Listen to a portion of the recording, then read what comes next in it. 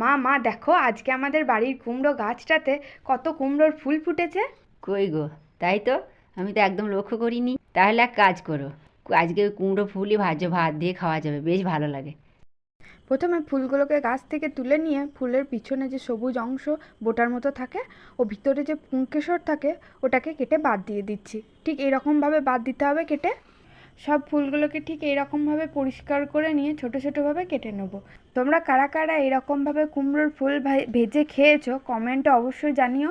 আর যদি না খেয়ে থাকো আমার এই রেসিপিটা দেখে একবার বানিয়ে খেও, আশা করছি খুব ভালো লাগবে। আমার এই চ্যানেলটার মেন উদ্দেশ্যই হচ্ছে খুব সহজ সহজ রান্না তোমাদের সাথে শেয়ার করা। এই ফুলগুলো কাটার আগে কিছু পেঁয়াজ ও লঙ্কা ছোট ছোট করে কুচি করে রেখেছিলাম। কড়াইয়ে তেল দিয়ে প্রথমে পেঁয়াজ ও লঙ্কা কুচিটা দিয়ে দেব, তারপর স্বাদ মতো লবণ ও একটু চিনি দিয়ে নেড়ে নেব। পেঁয়াজের রঙটা হালকা পরিবর্তন হলে কুচিয়ে রাখা ফুলগুলো দিয়ে দিতে হবে।